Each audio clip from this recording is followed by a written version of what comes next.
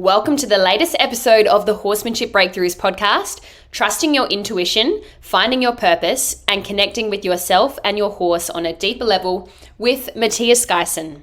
You've probably seen this video floating around on Facebook. It went viral a little while ago. It's of a person riding a horse, bareback and bridleless, no neck rope, through the countryside, walk, trot, and canter, through the city, crossing roads. And it just looks like the two of them have this bond, this unbreakable bond. It looks like they're communicating through absolutely invisible language, like they're just one harmonious unit. And it's absolutely amazing to watch, and no wonder it's gone so viral. And if you haven't seen it, head on over to Matthias Geysen's Facebook page, and it's the first video that you will see there. Just absolutely breathtaking to watch. And I think a lot of us, especially if you're a listener of the Horsemanship Breakthroughs podcast, we're all kind of on that journey to strive for that most harmonious connection that we can possibly achieve with our horses. And I feel like Matthias Geysen has achieved that. And so when I first saw it, actually, it was Nikki from Nikki's Horsemanship that introduced me to Matthias, because I hadn't heard of him, and I was immediately taken back by what he was displaying with his horsemanship. And I just thought, oh my gosh, I would love to have him on the podcast one day. And so, yeah, here he is. And it was an amazing talk. We spoke about a lot of really deep kind of things when it comes to horsemanship, and again, highlighting those similarities between self-development and horsemanship. And I think Matthias takes it to that whole new level. So who is Matthias Geysen? From a young age, Matthias has been interested in unraveling the mysteries of life and sharing these insights with other people. Matthias has realized that we are all actually chasing the same dream, but that we all have to follow our own path in getting there. For the past 10 years, Matt has been by the way, I say Matt, you guys know Aussies like to use nicknames, so very quickly I shortened Matthias to Matt, which he was totally fine with, by the way. So for the past 10 years, Matt has been a professional horse trainer, which enabled him to explore the world, explaining the insights horses have taught him throughout the years. His goal was to get people in touch with their intuition using horses as a medium. Recently, Matt has left this chapter behind to focus on a new adventure, which you will hear about in this episode. I had so many breakthroughs within this interview, and I know that you're going to have the same. So it's worthy of almost having a journal nearby so you can take some notes, or even listening to it a few times, because there's a lot of gold nuggets within this episode that I know you're going to get a lot out of. So let me know if you do enjoy it. Take a screenshot of this episode and share on social media, letting me know your own breakthroughs from the episode. And if you're really loving the podcast, then please leave me a rating and review on Apple Podcasts, or reach out to me at Amalia_horses on Instagram and get in touch and let me know if you're loving the podcast and what your favorite episode has been so far. Okay, without further ado, let's jump into the episode. Welcome to the Horsemanship Breakthroughs Podcast, a source for riding and training insights with the goal of helping your horse be a light, happy, and willing partner. I'm your host, Amalia Dempsey, a mainstream equestrian rider who discovered natural horsemanship and equine learning theory, and now I help riders like you achieve connection and communication with your horse so you can have more fun and fulfillment whilst prioritizing the partnership. Get more learning resources, including my free connection and communication mini course at amaliadempsey.com. Click the follow button so you don't miss an episode, and if you're enjoying the podcast, please leave me a rating and review, or screenshot this episode and share on social media. I hope you enjoy the show. Welcome, Matthias Geysen, to the Horsemanship Breakthroughs Podcast. Thank you so much for being here. I'm really excited. Thank you for inviting me. Today. No worries. I feel like I have a celebrity here on the podcast today, because I don't know if you know, because you probably don't check the stats, really. But that video of you and that beautiful horse, you riding bareback through the city, through the countryside, 2.7 million views on Facebook. Pretty amazing. I think that's how I first... Kind of a surprise. Yeah. I would love to start off the podcast and hear a little bit about, well, hopefully a lot about your journey in terms of when you got started with horses and what has led to where you are today. So So hit us with your horsemanship journey to date. Okay, so that's gonna be depend like how long is the podcast gonna take, because I can really talk for a long time about this story, but I'll try to keep it short for the first question. So I think I started together riding horses together with my father when I was at the age of 10, I think. He just bought two horses. One horse was for him, one horse was for me. Uh, it was like I don't even know how to say it in English. I think Haflinger, you Yeah. know, Yeah. Haflinger. Mm-hmm. Yeah. Okay, so it's the same. So I was together with him, just always outside, just going for walks, just taking it easy. Yeah. So at the age of 12, like yeah, I don't as a small boy, I don't think it was so cool anymore to ride horses. So then I went to I did competition skateboarding till my age of 18, 19, I think, which to be honest was a kind of nice experience, because if you because of the skateboarding, I went to from a young age, I went to different kind of cities, always with friends taking the train. So it taught me kind of a lot of responsibility. To be honest, it was really a nice experience. But then at the age of 18, 19, it was just becoming a little bit too much. Then I also just finished school. And in the meanwhile, in between my 12 and my 18, I lost a little bit the connection with my parents. So to get back to my father, actually, I went back to the horses. Yeah, so I went back to the horses because yeah, I lost a little bit the connection with my parents. But at the moment when I started riding horses again, my father, he was gonna stop with the horses. So I started working. I had like a small little job, and he was asking me the question like, okay, so because I'm gonna quit the horses, or I'm gonna sell them, or maybe if you want, you can take the horses for your responsibility. So I made a decision to take over the horses, and then I saved up all of my holidays I was working for, and I saved up all my holidays for about 3 weeks. So I took one of the two horses, and I went with the backpacks. You get like a Western saddle. You put all the extra bags on the saddle, and I went hiking in the southeast of Belgium. Just me along with the horse. It was really a beautiful experience because you just take it easy. You're alone in the forest. Also, to have a good connection with the horse, you can learn a lot of how to say it in English. You get really a lot of experience because you come across to obstacles which you don't cross in your normal situation. So it's really a good experience. And then one day I was walking to the forest, and I met a guy. He saw that I was just walking with my horse, and because he saw all the backpacks and stuff, he was wondering what I was doing. So I started talking to the guy. He invited me at his place. We had a drink, and then he asked me the question like, okay, I want to start a company here at my place to guide people through the forest, and I can see that you're kind of independent. So if you would like to, you can come and work for me. And to me, of course, it was like a really nice opportunity. So I straight away went back home. I quit my job. I moved with the guy. Stayed there, I think, for about, I don't know, I think 2 months or something, working for him. Stayed at his place, and then because it was really just such a nice place, it was such a nice opportunity, so I decided to buy like a small little house, like a chalet in the middle of the forest.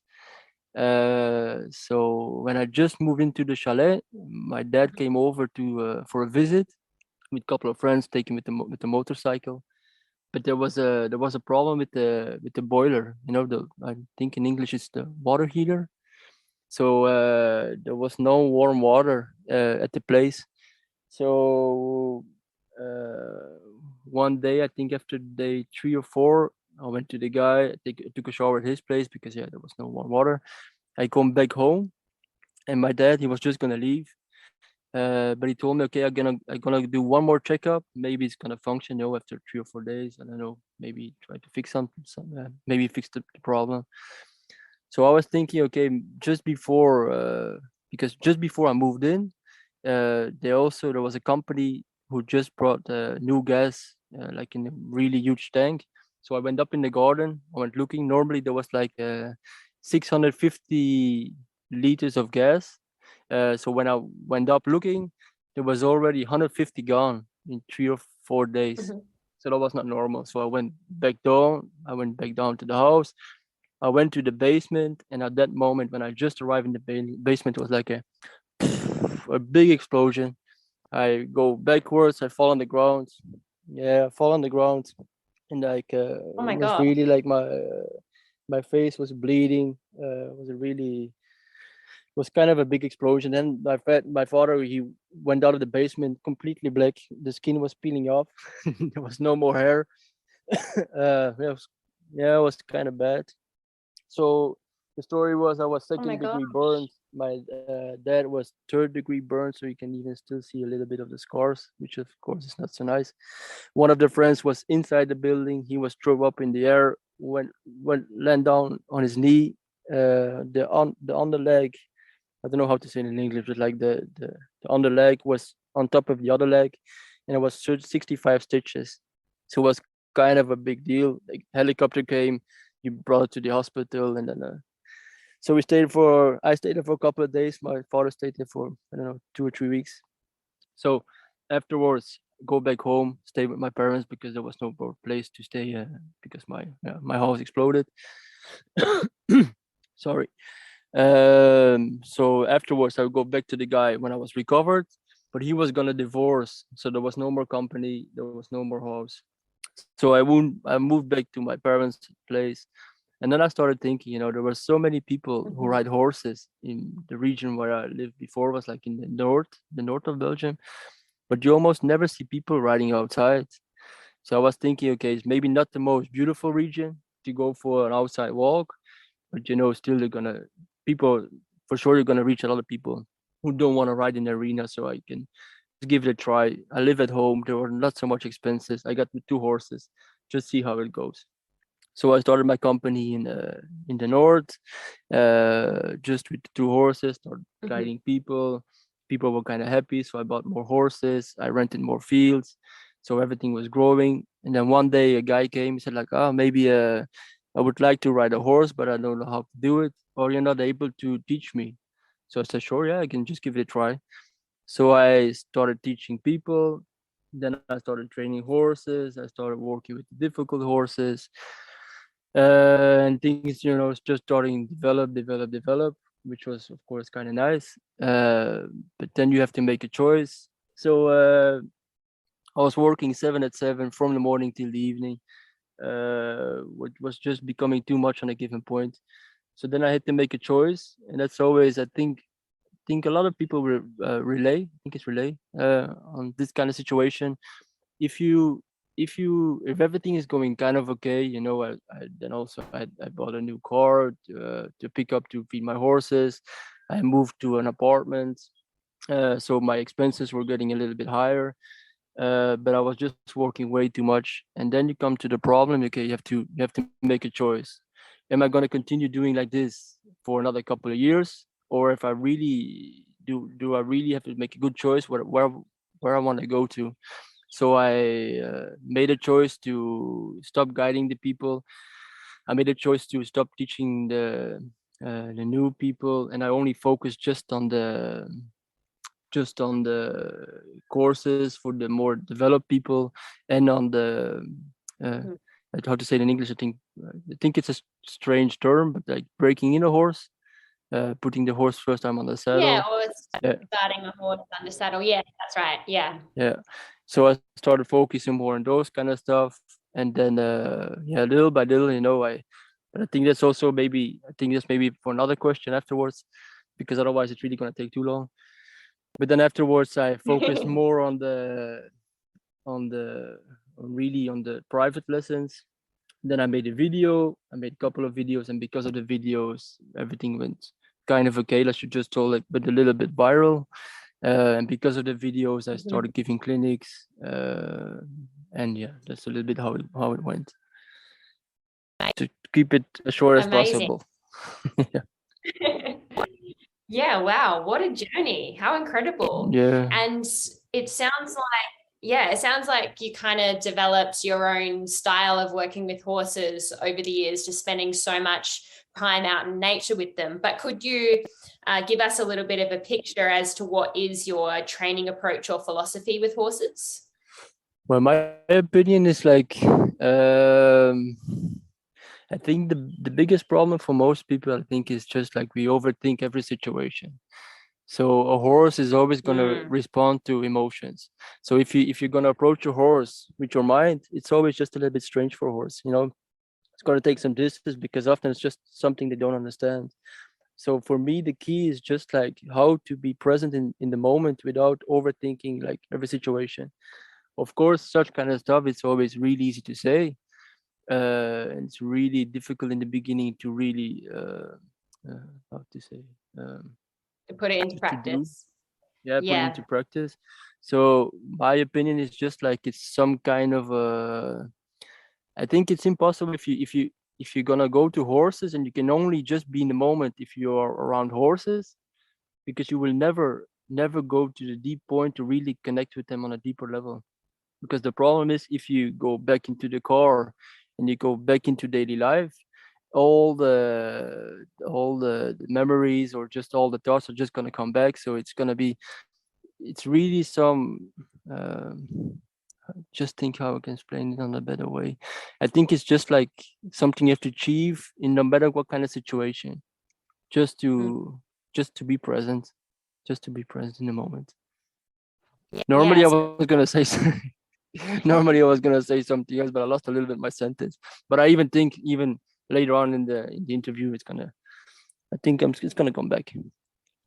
Yeah, no, that sounds good. And I'm sure we'll touch on other things related to kind of your approach with horses and in life in general. But it sounds like your approach really is being mindful, being present. And it sounds like also you can't be mindful and present if you're with your horse, if you're not also mindful and present in other areas of your life as well. Sounds like for you, they're kind of not separate things. Is that right? Yeah, completely. It's true.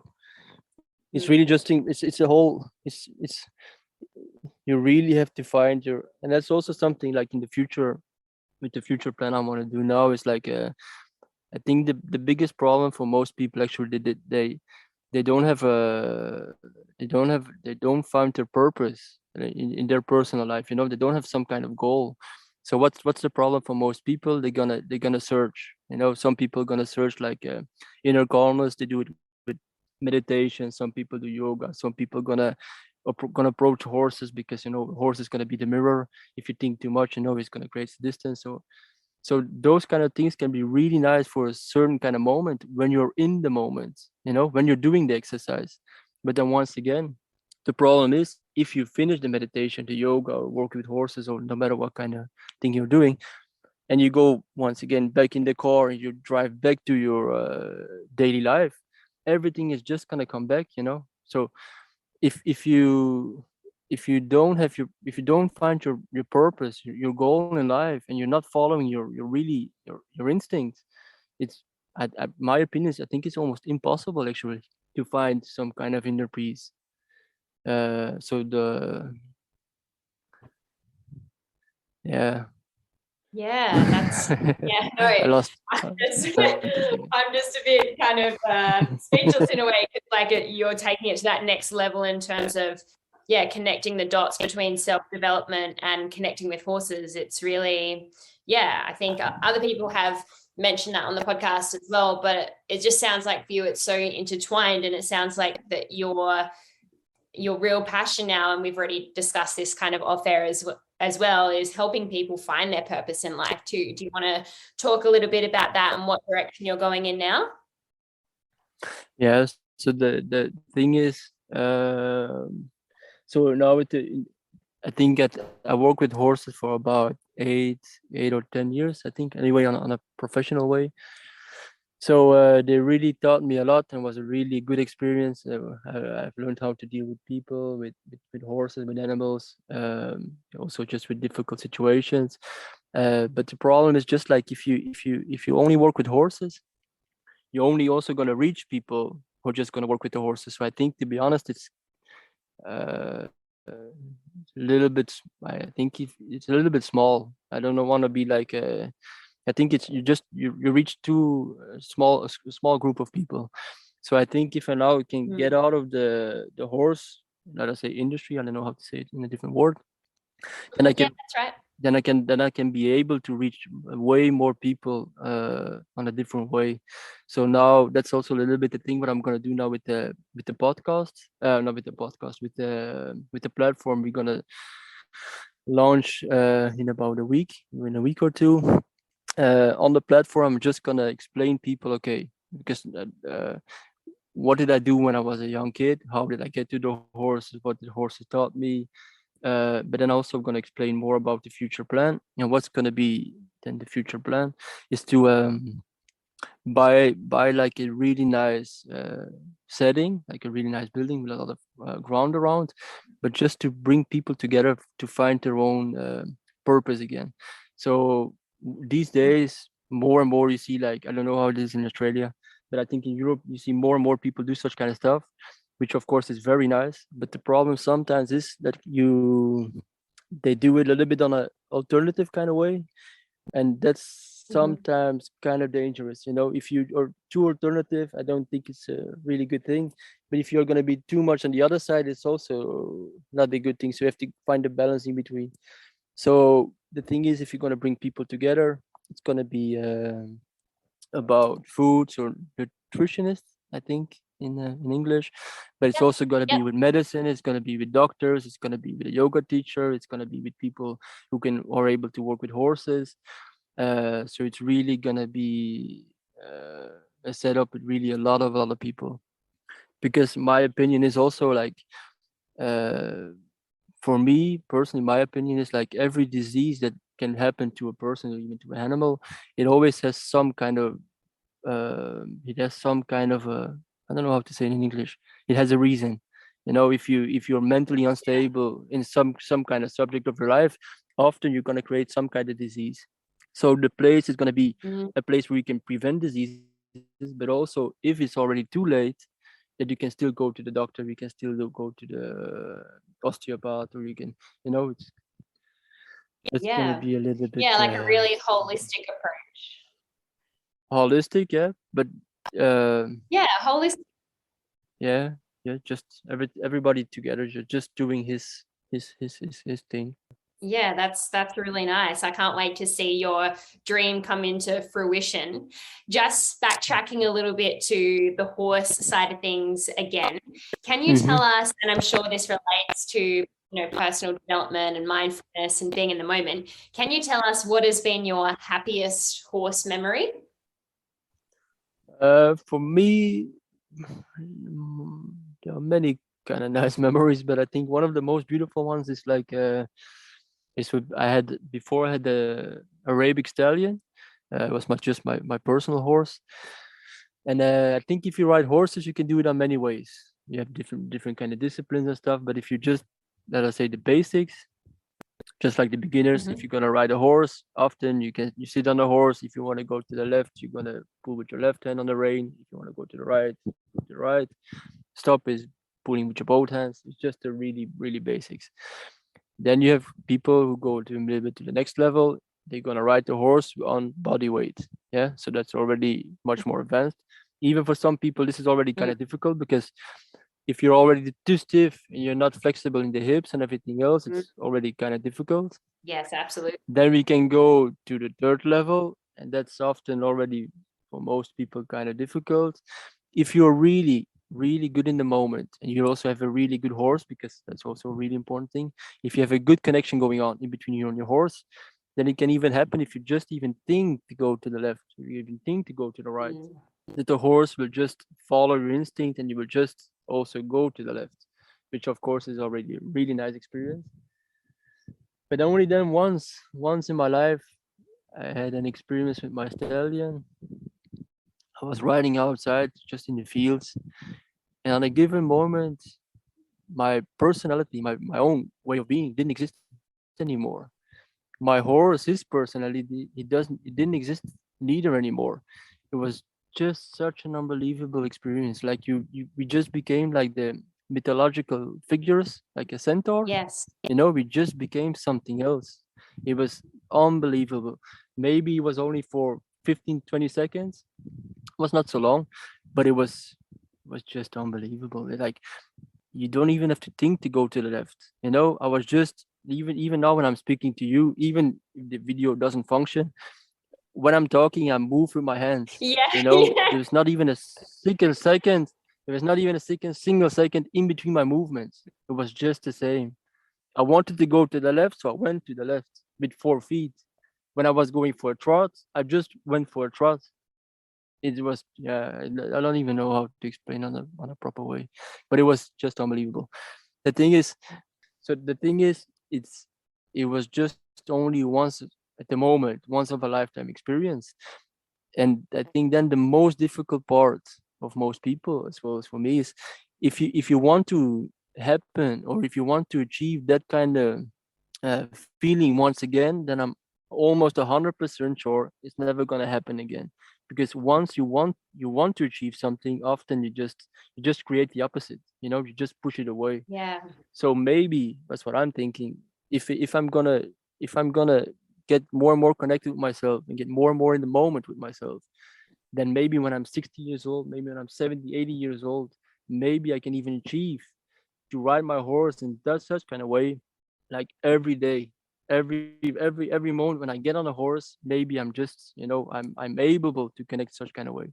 Mm. And even if you think about it, my horse in that kind of moment, he was he was able to connect with me because I was able to connect with him. Mhm. But can you imagine the position of a horse? They are always just waiting. They're always connected such kind of way. They're just waiting for us how to connect on the same kind of level. So if you start really realizing such kind of things, then the way how you're gonna approach a horse, the way you're gonna ride a horse, it's gonna be just completely different, because then you're gonna really understand the sensitivity, the way they are present in the moment is just such a big difference. It's just undescribable. I think that's the word. Yeah. Wow. So yeah, I think that's really for me at the moment, one of the most beautiful moments I had with horses anyway.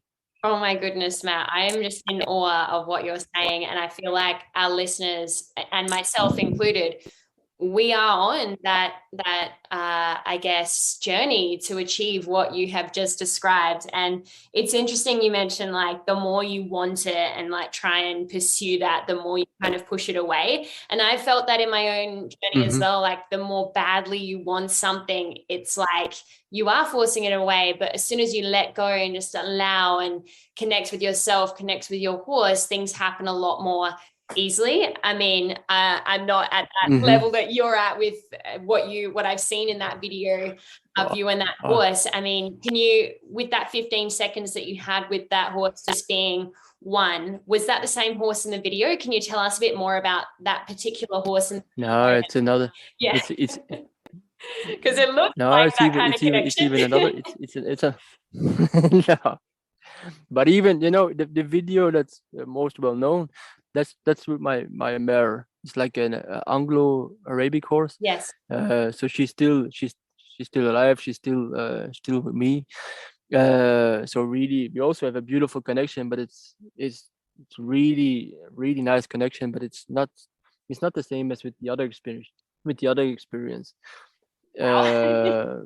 I can ride a horse. If you just think often to go to the left or the right, it happens quite often that we just. But then once again, it's not the 15, 20 seconds experience. It was just something unique. Yeah. But then once again, we come to the same point. I think such kind of stuff is only possible if you really just, like, if you wake up in the morning and you can really trust your instinct and follow your intuition, like, during the whole day. Otherwise, it's impossible to achieve such kind of stuff. Mm. So if you imagine, if you wake up in the morning and today then I have to go to work, and it's something you don't really like to do and stuff, you already lose more than half of your energy just wasting to something that's not even necessary. Mm. you know so that's the whole goal for me. That's what I try to explain to people when I gave clinics. Yeah. Horses can teach you many things. 100% sure. But if you don't adjust those things in daily life, I think you're never gonna achieve the real deep connection with the horse. It's never gonna happen. It's just impossible. Yeah. So it sounds like, Matt, what I'm gathering from you is like, if you're not kind of congruent with your energy and your intention and like staying true to yourself, you can't ever experience that level of connection that you so beautifully demonstrate through your videos with your horses. Is that sort of am I on the right track there? Yeah, I think so. And to be honest, in the beginning, it is really difficult, because from a young age, for most people, you just if you're living daily life, like especially if you go to the big city or something else, everything, it's just everything is done with the mind. You have to think about this. You have to think about this. You have to take care of this. So it's really, really difficult in the beginning to just, start feeling again, like what's the good choice. Mm. Most people they make a choice with the mind, but you can also really just make a choice with your body, and that's not even a joke. For me, for instance, if I say, okay, today I'm gonna do this, that sometimes I just feel in my body it's getting stuck, or it doesn't feel super anymore. It's really just making choices with your instinct. It's such a huge difference. Mm. But then once again, it's I think such kind of stuff you have to do. You have to learn just with really, really small little steps. To give a little example, uh like in the beginning, I told you when I was guiding people to the fields, and a lot of horses, and then I always it's different kind of tracks, but there was one track I often crossed, like a pasture, and for some kind of reason I was already passing that for maybe over a year, maybe 1 year and a half. And then one day I was crossing the pasture, and I was thinking, it's just standing empty. Maybe I just have to search for the owner and just ask if I also can rent it as extra. I think it can add some extra value, have some more fields, and then. But then I was guiding the people go back home, and then, like always, you start thinking about the situation. You say, like, but if I'm gonna get the field, and extra expenses, you have to take care of the field. It's also extra responsibility and stuff. So that's typical the mind. You want to keep it safe. But then I remember the feeling I had when I was just standing next to the pasture. It was a really nice, good, strong feeling. So I decided to trust my instinct. So what did I do? I was searching for the guy, if I was able to rent the field. I found the guy, and he just said to, like, if you want, you can just use the field. You don't even have to pay the rent. So can you imagine the big difference in between? Or I can make a choice with my mind and just probably just make it myself difficult because we have not enough fields. Yeah. Or you can just trust your instinct, and then just doors open up. And that's just like one small example, which you gain some confidence in trusting your own feelings, and you take it to the next level. So that's something you just learn by doing. Yeah, And amazing. to be honest, and that's also a little thing, so you just start growing and growing. So for instance, I have a really strong feeling now at the moment that I can develop myself more on a different kind of way. So for that kind of situation, I had to stop horses, at least for a little while.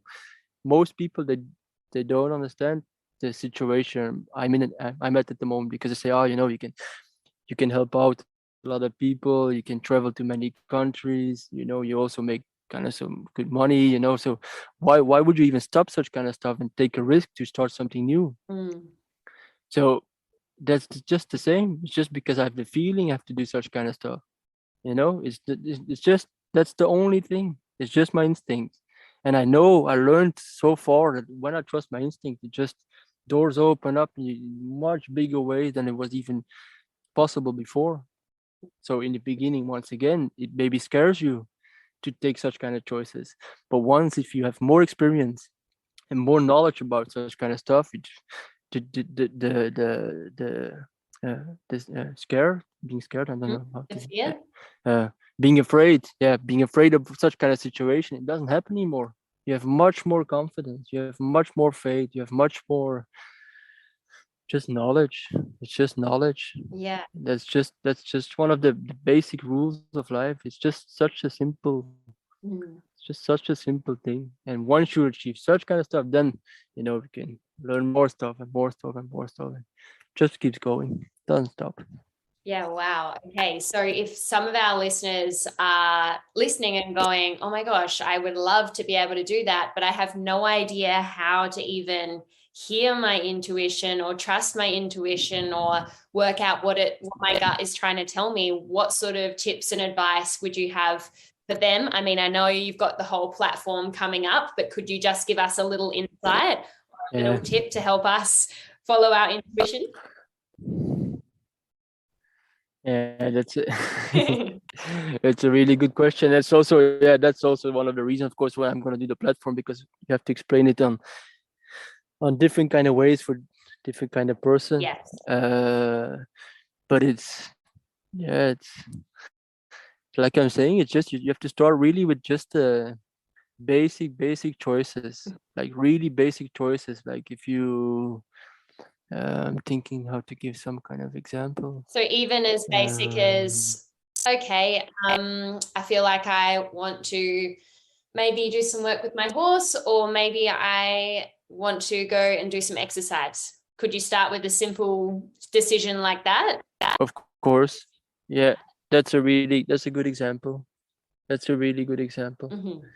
For sure. And that's also one of the things, of course, a horse is even going to show you. To be honest, that's even the perfect example.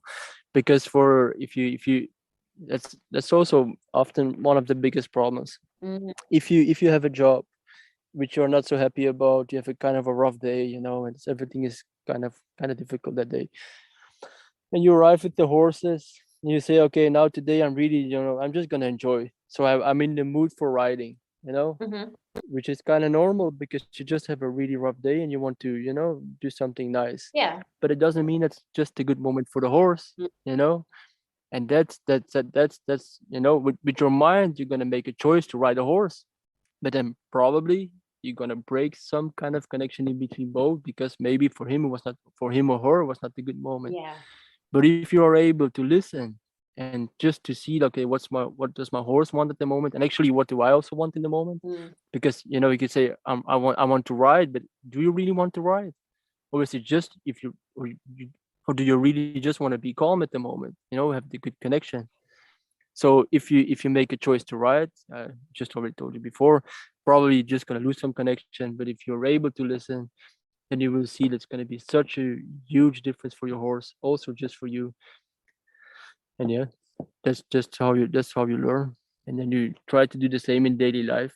If you wake up, just try to listen to your feelings. Yeah. Wow. It's so interesting that you mentioned that, because often in my lessons and when I'm teaching people with horses, I'm encouraging students to think about their horse's needs and what they are feeling in that moment.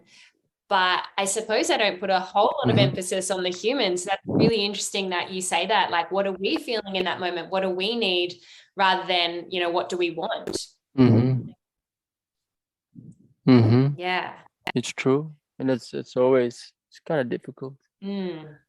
But then once again, I always try to develop myself much more in such kind of situations, to give like some kind of example. I think about a half a year ago, so I had like a riding stable in Belgium, but then because of I was gonna quit the horses and stuff, so we sold the riding stable. So then I have some friends who are living in the south of France, where I'm staying now at the moment.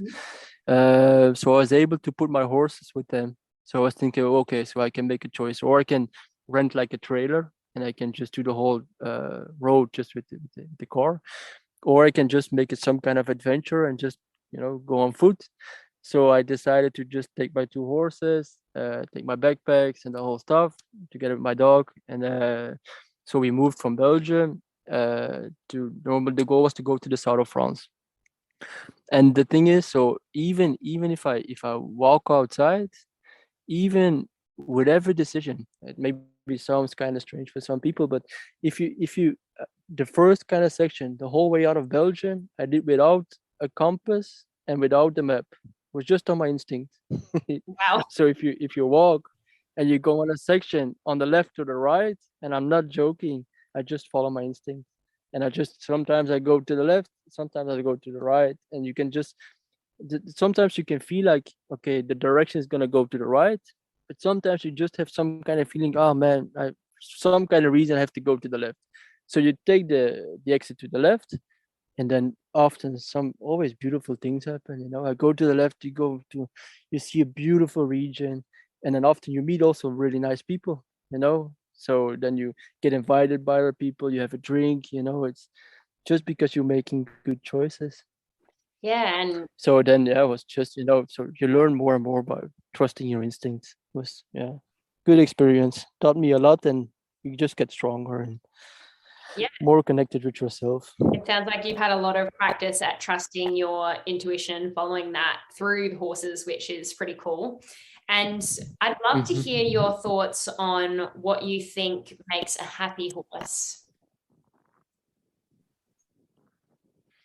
I think a happy horse. I think a happy horse is a horse that's been understood by people, or especially by people. Depends what kind of context, what kind of situation. If you have a wild horse, Mustang or something, just living his life in the herd, of course, that's going to be a completely different situation. Yeah. But if you're talking about the horse being in the surrounding by people, a happy horse I think, it's a horse that is being understood by the persons around him. I think that's just the key, because that's just the same for people. I think if you're being a person and you don't feel understood by other people, it's just the most horrible feeling there exists. But Yeah. if you have a good friend, only if it's only just one nice good friend, who just sometimes you can just talk to him and just speak it out, can be just such a nice feeling.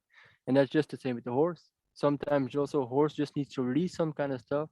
But if you always push your own goals and your own, it's just such an annoying thing. I think it must be so horrible for horses. And if you really start understanding such kind of stuff, to be honest, I think it's even crazy that horses are still so nice with people. Yeah. If you really think about it, it's unbelievable. Yeah, that is true, actually. Yeah. You just the really strong horses, I'll say the difficult horses, what people say, but those kind of horses, personally, of course, I prefer, because they have an opinion. If they're not happy, they will show you. Yeah. It's for me, that's really interesting. But then for some other people, it's a bit too much. Yeah, or like an Depends on the person. inconvenience, or they'd rather them just not show that behavior, even if they were feeling a bit uncomfortable or worried about something. So yeah. And I mean, you've spoken a lot about following your intuition and finding your purpose and being mindful, but is there anything else that you wish that horse owners would do differently? And of course, learning to understand their horses as well.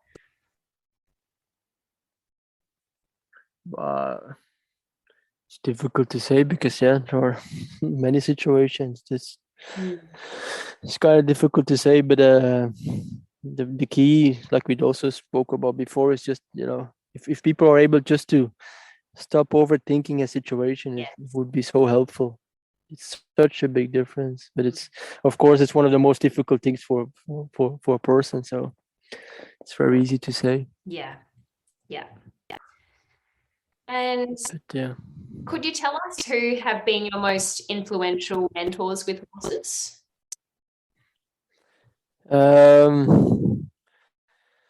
So from in the beginning, also difficult to say. I still remember, like, when my father was just when we were still young.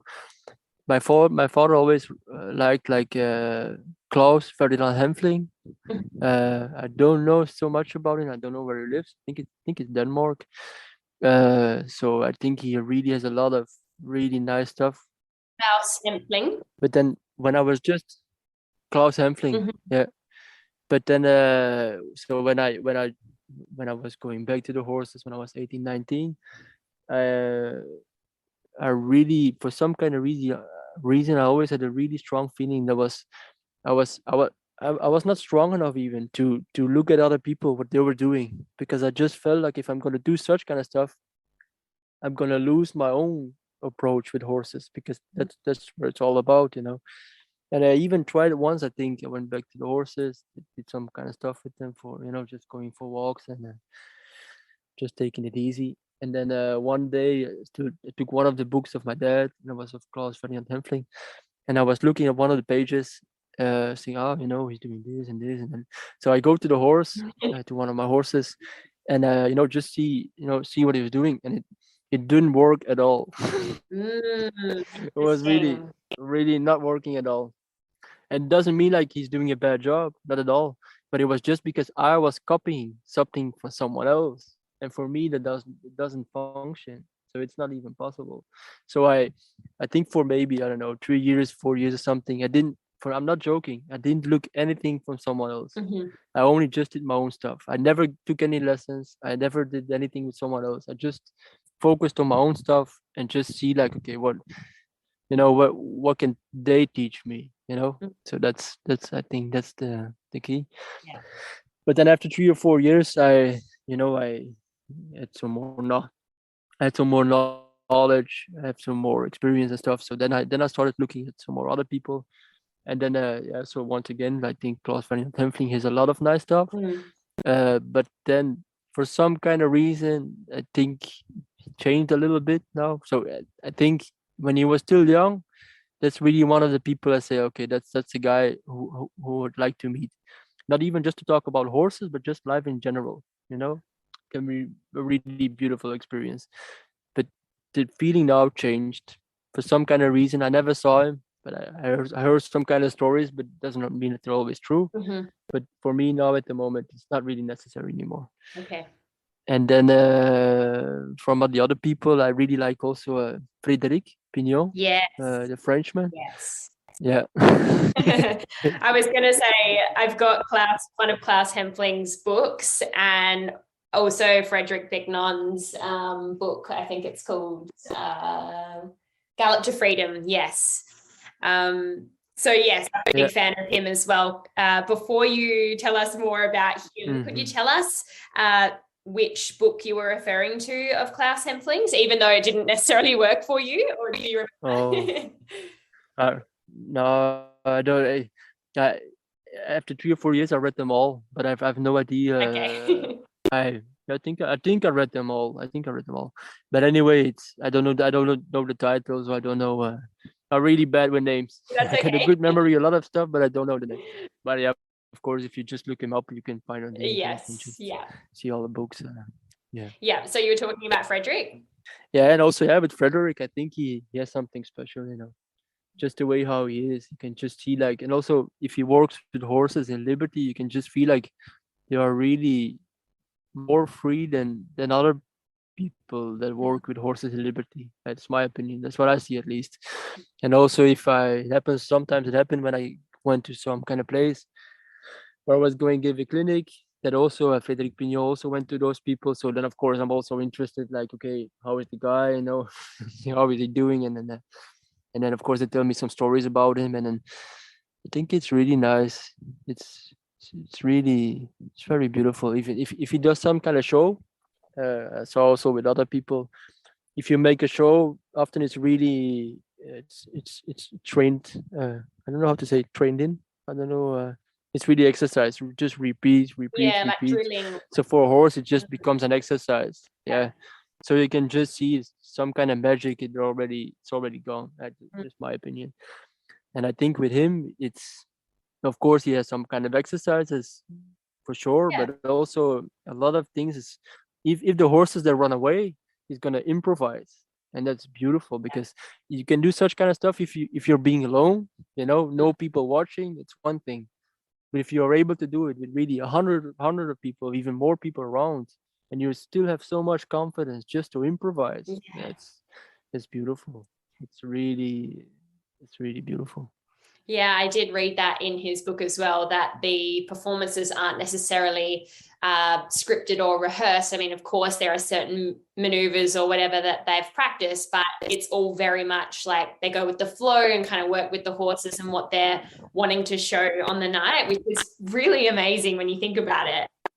And it was interesting. It's beautiful. Yeah. And earlier you were talking about, how you read a bit of Klaus's book and then you went out to try and practice and it just didn't work because you were trying to copy and it was kind of blocking you.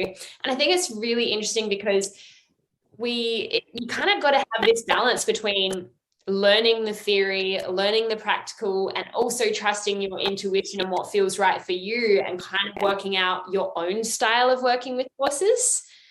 How would you, what sort of advice do you have for people who are kind of trying to balance those two things, like wanting to learn from someone, but also feeling like, oh, but I need to trust myself and how things feel? Because, I guess some people, a lot of people still need that help and coaching and guidance. What's your advice around that? But I think the biggest problem for most people is just they are too afraid to make mistakes. Everything starts just with that simple thing. Like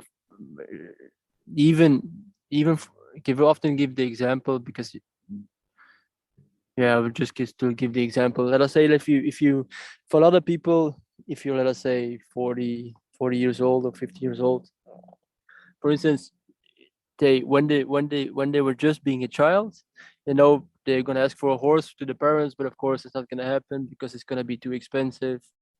It's just too much work. It's not gonna happen.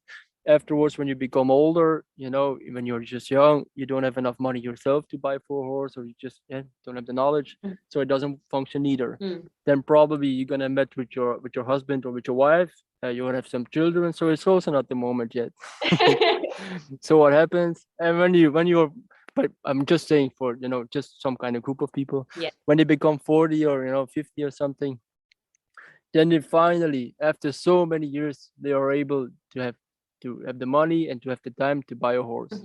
Can you imagine? After so many years waiting, and finally your dream is just standing in front of you. You don't want to mess it up. Yeah. You don't want to mess it up. Yeah. So what are you gonna do? You're gonna read a book from him. You're gonna read a book for her. You're gonna follow lessons there, and then you have so much knowledge. Yes. Because he's gonna say like this. He's gonna say it's always different. That's just the way it is. It's always gonna be some basic rules are gonna be the same, but still the most approaches are still a little bit different. So then you have to make a choice. So who do I have to follow? Because also you don't have knowledge, so you don't know. Who do you have to pick? It's just so confusing. And then they get too afraid to approach a horse. What do I need to do with this and do with this, and then it's just horrible. It's just a horrible experience. So that's what I'm saying. I think in the beginning, my opinion, that's what I always try to explain people. If you just buy a horse, of course you have to know maybe some kind of basic rules. But first, in the beginning, just to be present. Even if you just go to the field, just try to feel a little bit like how are they doing. Just to get some kind of connection. And little by little, you will start to have some more knowledge, and then maybe afterwards you can start reading a little bit from him or for her. But don't start with such kind of stuff. It's really dangerous. And even then, I think that's one of the biggest advices I can maybe give to people. Even if you work with horses, if you make a mistake, it's not a problem. It doesn't matter. It's not a big problem. If you're gonna make the same mistake twice, it's still fine. Not a problem. If you're gonna make the same mistake 3 times, then you have to think, because then you have to be careful. If you're gonna make the same mistake 4 times, then of course you're gonna create a bad habit or just some kind of difficulty, which is kind of normal. But if you just try once, twice, and you say, it's not working for me or just for my horse, then you just try something else. Give it a try, give it 2 tries. It doesn't function, it's fine. Just try something else. It's not a problem to make mistakes. It's not a problem. Just try. And that's how I learned. I make thousands of mistakes. You cannot even imagine. But it's nice for me because that's how I learned how I can do it on a proper way, at least for me. And that's also the way how I can now explain people. Yeah. Because if I see people making, some kind of mistakes, and I see, I've been through the same thing. So it's more easy for me to explain, okay, I understand what you're doing, I know where it's coming from, but maybe try this or this in this kind of situation. Yeah. I think that's really, really important thing. And also, and that's one more thing, and that's really important for people to know. Once, if you work with a horse, and it's even just also in life, if you work with a horse and the horse is teaching you something, you learn some kind of lesson, how to approach on a different kind of way, and once you taught, or once you integrated a lesson, then there is no more way going back. So Yes. if you have a horse in the field and you're gonna do something wrong, but still you're gonna be just you're gonna be a little bit stubborn because you don't have time, or you do some kind of reason, and you still continue, and your horse knows that you know how you do it on a better way, it's the worst thing you can do for a horse. Mm, Then you just create a really really bad situation. And to be honest, that's just the same in life. If you have some kind of life lessons, you know how to deal in some kind of situations, and still for some kind of reason you don't, 100% sure, at least in my life, and I also watched often around with people around me, it's just the same. If you don't follow the life lesson you integrated before, some situation is going to happen to teach you again, okay, just to remind you, don't forget such kind of I don't know how to say, life lessons. Yeah. yeah. Yeah. Everything you're saying is so I relatable, and you're just speaking so much truth.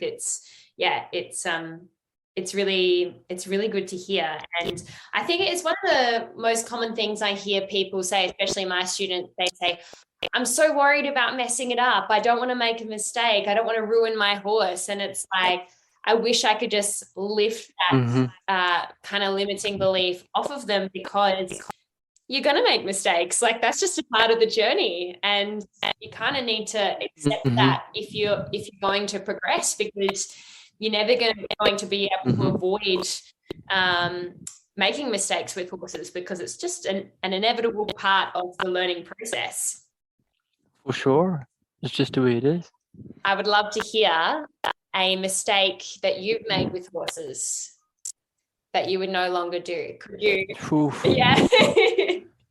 Uh, one of the most valuable lessons. It's also kind of a long story. I'll try to keep it short. So I was also surrounded by small mare who was always riding, without the reins and without the saddle and stuff. Which is, if you start with such kind of stuff, it's because often also a lot of people, they tell me like, oh, you're out without the helmet and stuff. And to be honest, that's really something also very important to explain. For me, wearing a helmet, if I, for instance, if I do a clinic, I will trust my instinct and my feeling. You know, Sometimes I do a clinic and people say, oh, it's a really dangerous horse, it's just being, difficult to ride him and stuff. And I can just feel now that, there was just something else going on, Mm. you know. So I trust the horse and I just get on without any trouble. Not a problem at all. And sometimes I go to a clinic and people say, "Oh, it's just such a nice horse. He has maybe some little issues sometimes, but it's kind of okay." And I just feel like, no, I'm never gonna get on this kind of horse.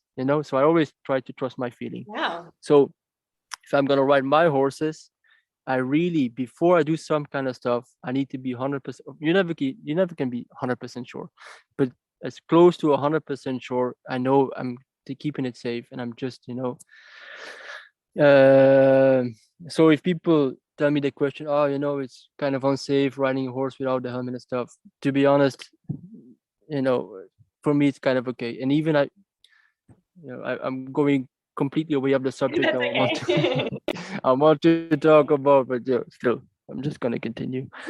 So even if I put a helmet on my head, for some kind of reason, for me personally, it doesn't function. I feel limited It's like I already prevent that something is gonna happen. It's for me, it's just not possible. And I'm not gonna say that I'm not gonna say to people you have to stop wearing a helmet. Not at all. If you feel much more comfortable, of course you have to wear a helmet, you know. Mm. But for me personally, it just blocks me. It for some kind of reason doesn't function, because once again you need to have confidence. I have a lot of confidence in me. I have a lot of confidence in my horse, but I also have a lot of confidence in my life. I'm 100% sure everything has some kind of reason, has some kind of purpose. And that's now how I'm gonna go to my next point. So for instance, also when I'm gonna start riding a horse, without a saddle or without the reins, of course I'm not just gonna hump on a horse and just go outside. Mm. That would be just crazy. You Yeah. take a big risk. So you just start in the arena. First without the saddle. If it functions nice, you can maybe do it with a leg rope, and then afterwards, if you feel comfortable without the leg rope, and step by step. Then afterwards, you go outside. You go, in the region you know very well, just on the also where the horse feels nice and comfortable. Of course, if you wanna do such kind of stuff, because it doesn't need to happen. But for me, it's just important to also go outside, because it gives me more knowledge about myself, and it just teaches me how to be more in the moment, and just to be more, yeah, just to teach me more confidence. Mm. So you always go outside on the small in between the fields, little by little, and then till one day, you go. Yeah, I'm not even. I will still explain, because probably some people won't agree, but that's just how it is. Just explain how I do it. So I know my region very well. So I go in the fields, and there is like one small little road, let us say maybe 4 or 5 cars pass during the day, so it's never gonna happen. So I'm walking towards the road, and I'm being calm. I'm in the moment. And even if I'm not even thinking the situation too much, like, oh, maybe a car is gonna pass by, what's gonna happen? I can control my mind kind of okay, I say. So I was not thinking too much, but there was just some kind of feeling in my stomach, Mhm. I was just getting a little bit stiff and just turning around. And my horse was walking quicker and going quicker and quicker, Yeah. So that's the whole thing, then you have to be able to once again be present, be in the moment, and just control your emotions. Mm. And when you are able to just be calm again, trip the horses, they calm down, and there's not a problem. So when I've achieved such kind of little road, then I try to go into the next level, and just build it up. So if I ride a horse without anything, and I do it maybe even in an area that's more crowded, or it's not to show off to people, not at all even. Mhm. It's just to test my own way of being. Because even if I made a video with my mirror, I was even thinking, oh man, so if I'm gonna cross the street without the reins and without the saddle and stuff, without the helmet, Mm. it's gonna be too much for people. You know, it's gonna be too much people saying bad stuff, and. But then once again, I was thinking that's just who I am. I don't want to show off. I just want to show what I'm doing. I Yeah. don't, and to be honest, I don't care so much what other people saying. It's just the way it is. Mm. Boom. So now I'm getting to the point of your question. Yes. So so I have the experience. I know how it goes, and that's also one of the subjects we talked about before. I integrated some life lessons. I know how it goes. I know how it functions. I just have the experience. One day, I was working with another horse and also made a video. I don't know if you saw it. Like, it was a difficult horse before, and then afterwards, I work with her, and then I also ride her without the reins and without the saddle. And so at that moment, I was also training some horses in like a really really nice stable, for jumping horses.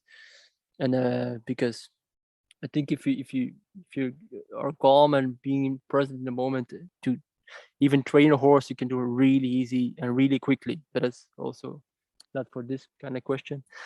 But anyway, so I was going at the arena, training the horses, because it goes kind of quick. Mhm. And then the guy was saying to me like, "Ah, I saw your video when you go outside, without the reins and the saddle. It's very nice, but it's just walking, it's just trotting, it's just doing some simple stuff. Would be nice if you could do such kind of stuff, even if it's a bit dressage or and I was thinking I Not just bought the asking for horse like much. a Spanish. Yeah. But then I just bought the horse like a Spanish stallion. I still have him. And that was the purpose actually, to do more like the dressage, also at Liberty or with him. Mhm. But that was gonna be the future plan, but I didn't have enough time at that moment. So I just finished the difficult horse because she was really difficult in the beginning. I calmed her down. I was able also to just without the saddle, without the reins, going outside, everything was fine. And then I was thinking, maybe if I can make a video, maybe I can do, some things extra, like some side steps and some. Mm. So what happened? I adjusted to someone else. The worst thing you can do. So what happens? I go outside. I was thinking, okay, I have to practice a bit more. I have to do this. I have to do this, and so I was getting too much in my mind. Mm. If you get too much in your mind because you want to achieve something, if you want to prove something to someone else, you're gonna lose the connection with the horse. Just the way it is. That's just normal. Yeah.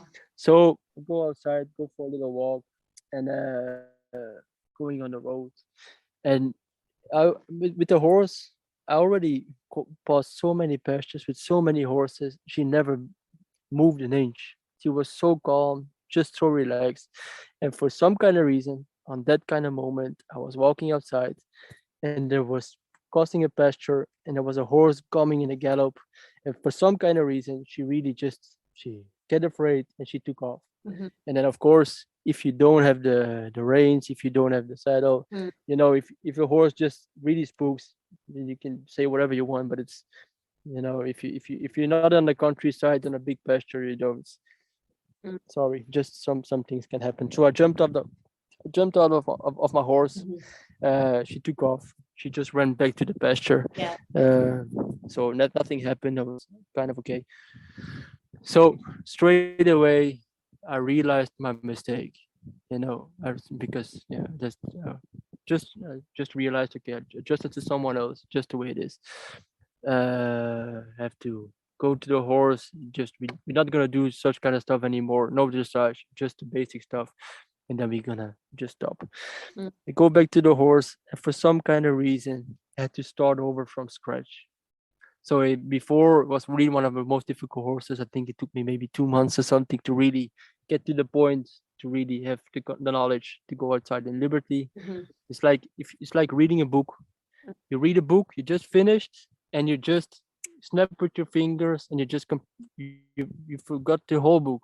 you, Mhm. you have to start from scratch. That's what happened with the horse. So it took me another 2 months to achieve to get to the same point. Wow. For some kind of reason, I don't remember which one again. Another thing happened. Up, she forgot everything, and I have to go again for another 2 months. So in total, it took me about a half a year to to get to the same point. You cannot imagine how sometimes it could be have been frustrated because I knew that at the same time she knows how to do it, but it was just my mistake, you know. I just did too much, and it was just some kind of life lesson. It needs to happen 2 or 3 times to really really understand that such kind of things doesn't need to happen again. Mm. So that's the answer to the question. That's one of my biggest mistakes, and to be honest, you cannot even say it's really a mistake Mm. because it's just an opportunity to learn. Yeah. That's how I try to see stuff. Yeah, that's how it is. Yeah. Yeah.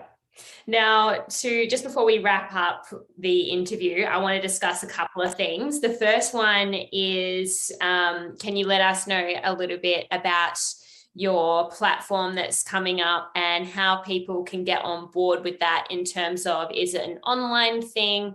Where do they go? We're going to be releasing this podcast episode at the time of you launching the platform. So yeah, can you just elaborate a little bit more on that and how people can get involved? Okay. So normally the it's gonna be just a platform. I think if you're gonna go because it's almost finished, and also Mm. I can thank you for helping me, because you're helping with the platform, so you know how it's going. Yes, So normally it's gonna be just go to how to say in English, that's www, right. then my name, Yes. matthiasgeysen.com, and then you can just sign up. It's gonna be a 3-month program where I just explain, just like in much more details, Mm. what's happened when I was a young kid, and like I told you before, how did I get to the horses, what did they taught me, and I'm also explain much more about the future plans. What's going to be the whole purpose afterwards, Mhm. and also so it's going to be one meeting once a week, Mhm. so people can ask questions, we can discuss, also the yeah, just the questions people are asking me. And once a month we're gonna invite a special guest. It depends, it can be different kind of countries, and just it's not only just about horses, it's just gonna be about life experiences. Amazing. Some person who's been through something really special, or something can be much more who can have a lot of value for other people. We're gonna make an interview with them, try to share with the other people, discuss about it, and just try to explain and just try to help people out with you know just just try to explain people, like, it's not so difficult. Life, it can be kind of easy. To be honest, it can be really, really, really easy even. If you're able to stop your mind and just follow your instincts, you just have to go with the flow. Mm. The problem is, if you don't know how it functions, if you don't have the confidence, it can be such a struggle. Like, it can be so difficult, because you go just from one problem, you go to the other, and just so the whole goal is just to help people out to find their own purpose, find their own goal, and just, make life a little bit more easy for people. That would be nice. I love that, Matt. The second part was going to be, what is the one message that you'd like to leave our listeners with today? But I feel like you kind of already answered that in what you just said. And it's so nice. Like, when you Okay. say it can be so easy, it's like a weight just comes off my shoulders when you say that. So thank you for sharing that. Do you have any more to say about that, or what you'd like to leave our listeners with today? Well, I think I said everything. I really just want to thank you for inviting me to my first podcast. You're so welcome. This is your first podcast Yeah, it's my first podcast ever. And also, to be honest, I think it's also even a good thing for people. I really really don't like technology or electronics. I think I've worked that you out even about saw, you already, Matt. before we started this kind of yeah, even with this podcast, Amelia she sent me a link. I have to sign up for the link. It doesn't function. Yeah, it's typical. It's just the way it is. Yeah. And even so, it's just something new for me. I have to talk. In the beginning, it was with the video call, but then the internet doesn't function enough, so I have to cut the video call. But for me, it's in the beginning, it's even awkward. Is maybe a very big word, but it still feels a little bit strange to talk to a person in front of a computer. Yes, I know. I think I just have to get used to stuff, But it's just the same. It doesn't feel natural for me, but it's just some boundary I just have to push away. Yeah. Like everything else, just do it, and just it's gonna work out. It's gonna be fine. Yeah. So I just wanna thank you for inviting me for this conversation, and also for your help with the platform. You're so welcome, Matt. Thank you. It's an absolute honor to have you on the show today. We've all learned, I'm sure our listeners have learned so much. Thank I you. know personally I've learned so much, and so much wisdom and truth in what you've had to share on today's podcast, not only to help people with their horses, but also to help them in their personal development. And I've said it before, but horses and personal development, they're basically the same thing. So love everything that you've shared with us today. Thank you again so much for joining me on Thank the you. Horsemanship Breakthroughs podcast. I hope we can chat again soon, and I'm really curious to join you in your For sure. program. So yeah, thank you again, and hopefully we see Thank again. you. Thanks for listening to the Horsemanship Breakthroughs podcast. Make sure you hit the follow button so you get notified every time a new episode is released. And And if you've learned even just one small thing from today's show, I would really appreciate if you could leave a review on Apple Podcasts or screenshot this episode and share it on social media. You can connect with me on Instagram at Amalia_horses or my website amaliadempsey.com, where you can find free resources to help you on your horsemanship journey. That's all for today. Thanks for being here. Remember to train with kindness and ride with excellence, and I'll see you in the next episode.